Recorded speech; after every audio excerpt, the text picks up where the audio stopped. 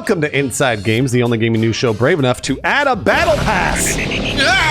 God, yeah. Where did that come from? Jeez, these things are everywhere. God, I mean, if supposedly single-player games like Suicide Squad, Kill the Justice League can add them, then I guess we can too.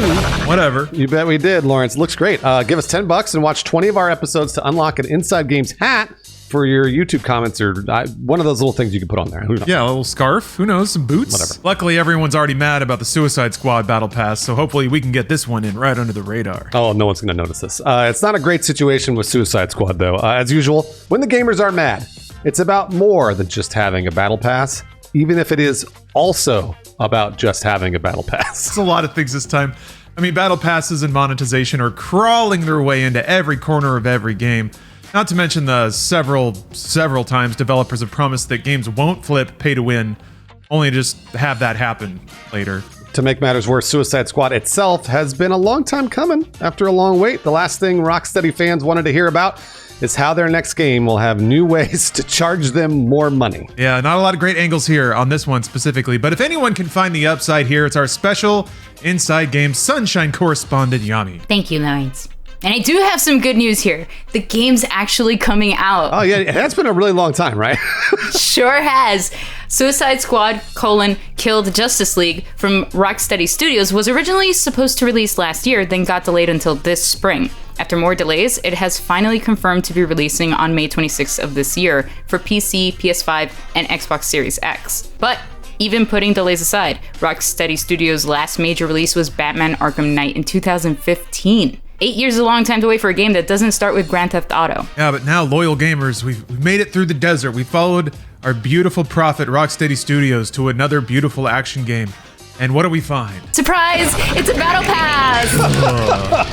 A leaked image on 4chan depicts what looks like the main menu of Suicide Squad. One of the tabs is clearly labeled Battle Pass. In a full-priced, single-player-ish game, cue the pitchforks and torches, people. Oh no, everybody's really upset. I mean, hey, $70 plus a battle pass is a lot of money. That sounds ridiculous. Yeah, right from the drop, too. Like, you don't want to pay $70 and then the game's like, congratulations, you get to pay us more. Absolutely. So this image was later confirmed by Video Games Chronicle, who reported that it was from a recent test build of the co-op game. They also quoted a development source who said the battle pass will be focused on cosmetic items, which not as bad. Yeah, but focused on doesn't mean only. Sure, Right. I can focus on anything and secretly be doing something else. So yeah, the leaked image also contained multiple kind of currencies, just handfuls of coins of every kind. VGC was told that the various currencies shown were basically XP that you can use to power up and customize your skill tree. Never mind. This is sounding bad. A source told them, quote, "You don't start off debuffed and weak. You just start off great and then can get ridiculous, like Arkham Knight's Batman." That's such a lie. The leak caused some instant backlash on the Gaming Leaks and Rumors subreddit where the image was reposted, where commenters complained about yet another full-price game that's going the dreaded games as a service route. So that's the other big picture thing at play here. I mean, it sucks for a battle pass, but this is kind of part of a larger narrative. Battle passes have largely been relegated to free-to-play multiplayer games. Everyone largely accepts that free multiplayer experiences would have some kind of paid upgrade. As long as it's cosmetic, that seems fine with most people. Conversely, there aren't that many solo games, or games that can be played solo, because that's what Suicide Squad looks like. It can be played solo, that has a battle pass. Doom Eternal kinda had them, but they never really cost money. You would just unlock skins and profile banners by playing the game as usual. Yeah, it was awesome. I'm a Doom simp, but also Doom Eternal kinda did it right. They did the thing that everyone asks for, which is just a flat purchase, tons of single-player content, and then add-on content after the fact that you get by playing the game. So, if you want it to be done right, you gotta look at the ones that are doing it right and celebrate them. Anyway, even though Suicide Squad is technically multiplayer, it does have co-op, it's still a full-price game from a company that has, in the past, released very content-rich single-player experiences. So basically it feels like another monetization boundary that's getting pushed against and erased. The closest comparison here is pretty obvious, superheroes and all. Marvel's Avengers had a battle pass as well. Every post-launch character was free, but had a $10 battle pass in the form of a hero challenge card. And you might remember that the developers of Marvel's Avengers faced quite a backlash after initially adding real money XP boosts to the game after promising the game would have no pay-to-win options. There was an outcry from players and Square Enix eventually removed them after a month. Boy, it didn't help the game, though, because that game already was not very good. No, it wasn't. Oh, man. This whole thing has been a recurring conflict over the last 10 years or so. As development costs have risen, some have tried to offset those costs by adding in various monetization tactics. My favorite is the Star Wars Battlefront games. They were a huge case study in developers going way too far with monetization. Most people credit the publisher, not the developer, with it. And they sparking just huge backlashes from fans. And yet, when the gamers do accept those heavy monetization structures, it pays out big time. Full-price sports games like FIFA and NBA 2K have long had all kinds of DLC and monetization hooks, and they haven't suffered that large-scale player revolt. Or it does happen, but the game's just so big, it doesn't really amount to much. And the results are, they kind of speak for themselves. In 2021, FIFA publisher Electronic Arts reported that 2/3 of their $1.8 billion in revenue came from live service games. Gosh, that's a lot of money. The players have held the line when it comes to other games and other genres, typically only accepting cosmetic-only battle passes and then largely only with the free-to-play games. Whether it's gamer solidarity or general market fatigue, tons and tons of service games have just kind of fizzled out recently. We did a whole report on it a few months ago. It also doesn't feel great that Suicide Squad is apparently going the live service game route. Like it's picking the losing strategy that everyone's tired of before it's even out. Yeah, and that's not even accounting for whether or not the Battle Pass or any other monetization junk in the game will eventually trip over that pay-to-win line. If it does, there's going to be even more backlash. Just look at the outcry over Diablo Immortal, and that was a free-to-play game. But once you got to the end game, there was a seemingly endless amount of money you could spend to level up your character. And Blizzard got a ton of heat for that, especially because they previously promised that its monetization would be cosmetic only. Yeah, look at that. Another example where a developer promised that monetization would be cosmetic only in a service game, only to have that not be the case. Weird. Turns out these businesses want to make money.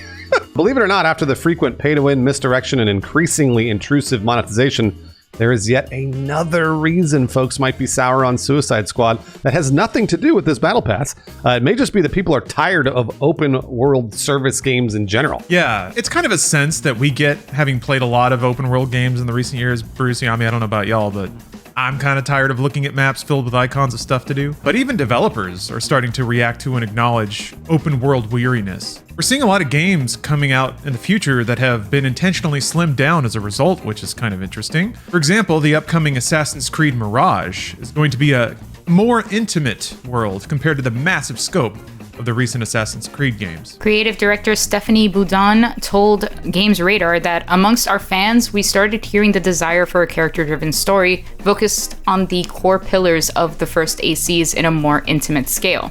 Ubisoft is no stranger to pumping out open worlds, having put out several sprawling Assassin's Creed and Far Cry titles in the last 10 years. They started to see the response falter back in 2019 when Ubisoft CFO Frederic Duguay cited fierce competition in the service games sector when discussing the poor performance of The Division 2. They are really masters at those type of games, actually.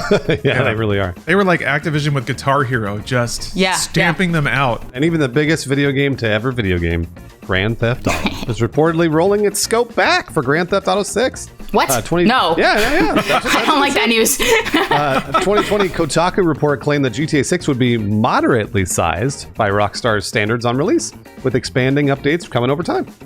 Oh, yeah, expanding updates. Like all those single-player updates we got for GTA 5. Oh, that's right. So it's likely that Rocksteady chose to make Suicide Squad a service-driven open-world action game when the world was still really hungry for him, and to be honest, 5 years ago, that sounds like the perfect video game. Now it's years later, and everyone's kind of sick of them, so maybe they missed their window? Delayed just a few too many times? Maybe, but quality games tend to succeed despite what's in vogue at any given time. Despite a string of disappointments with once trustworthy developers, Blizzard, we're looking at you. We really have yet to be done dirty by Rocksteady, so hopefully any trust isn't misplaced. Now, apart from that, just from a PR perspective, you really don't want people's first impression of your game to be about its monetization. Also, that could still change before the game launches. So, yeah, as a studio, you want people to be talking about anything else. The story, the gameplay, anything. It's true. We can probably expect a comment from Rocksteady pretty soon on this, I hope in the next couple of days, because as of right now, lots of people's initial thoughts on Suicide Squad are, how do we put this? Not great. At least the Band-Aid's off now, right? Maybe? Battle Pass, there. Now we can talk about the cool stuff and get everyone really excited again leading up to launch. I don't know. And by the way, a random fun fact, the first known Battle Pass was released back in 2013. The game, Dota 2. It was called a Compendium, and a quarter of the cost went to fund a tournament prize pool. Hey, Dota 2, yet again, the beginning of a lot of suffering in this world. I don't know though, like that's I feel like Battle Passes work best when you think the money's going to something instead of just extra skins for a game you already bought. And that's kind of what worked with the Dota thing. Like it was going to a prize pool for the athletes you like to watch. So you were getting some goodies in game, and then also part of that was going to pay out competitors that you like to watch to play. But yeah, I don't know. It seems like what people are willing to accept in terms of battle passes and what they should offer is shifting over time. How about you and the audience? What do you want to see in a battle pass? What we just mentioned, that battle pass sounds really cool when it goes towards something that will like benefit the community in some way, etc., etc. But the reality is that like they want to make money, right? So, and this is gonna seem like a lame answer, I really like Fortnite's Battle Pass. I think it has the best bang for the buck. Like you get like 10 skins if you go down, and that's pretty crazy. The fact that you get so many skins when you go down that little Battle Pass. I think it's done well. They're the best in the business. They've been doing this for years. They know how to do it. So it makes total sense that they are one of the best battle passes. Also, for me, Battlefield 2042 did this, where they charge you $70 for the video game, and then they also have a battle pass. And that just immediately, I'm offended right away. I'm offended right away that I got to spend an extra $10, right? Normally it was 60, now it's 70. And then I've got another thing that I'm spending money on cosmetics. And I'm like, this is ridiculous. The only way to do this, if this were me, if I was the executive at Rocksteady, I would be like, just let the game be out for like 3 months. Give it 3 months, see how it's accepted, see if people like it, then drop the cosmetic battle pass on it afterwards. Like, don't put it in immediately, because I promise you, everyone looks at that negatively and goes, they just want money. So just wait a second. Bruce, to your point, I don't understand. I mean, from the consumer perspective, I don't understand why you don't get the first battle pass when you buy the game. 100%. Like that feels good. That should be the thing. $70. Guess what, gamer? Your battle pass is already active for the next 100%. And then that gets you also used to playing with the battle pass. So when the lights shut off 3 months from now, you're like, oh, $10? Sure, no problem. Maybe. No, yeah, it gets people hooked, yeah. Yeah, and with the explosion, like the way that games explode goodies at you with like loot boxes and stuff, it's odd to me that they haven't invented like a gimme battle pass that they kind of throw at you. The first one's free. I guess the take is probably way too good on shipping a battle pass with a game. That's probably it. They just look at all that money that would evaporate if they gave it away for free to begin with. And for the record, I agree with you guys that it's pretty BS that you would pay the full price and then have to pay for a battle pass. No, strictly just free-to-play games are the ones that should have battle passes. Hey, also, this will be a feel-good mention at the end of the show. A special Inside Games tip of the gamer Fedora to Google, who's updating their Stadia controllers to be Bluetooth. That's really nice of them. Yeah. We talked about that a bit when Stadia was dissolving. That if they didn't update the controllers, there'd just be a pile of plastic and batteries that would do nothing. So yeah, you just have to connect it, run Chrome, and you can make it a normal Bluetooth controller. So that's pretty cool. Thanks, Google. Also, thank you, patrons. Here's some patrons that actually bought the Inside Games Bravery Battle Pass. Did you know we had that?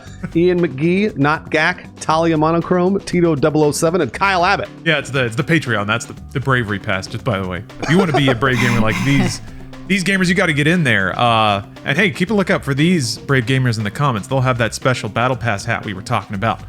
Jonathan Lanowski, Brown Sugar, Regulus, Spirit Bear, and Dylan Hiley, you're looking real sharp.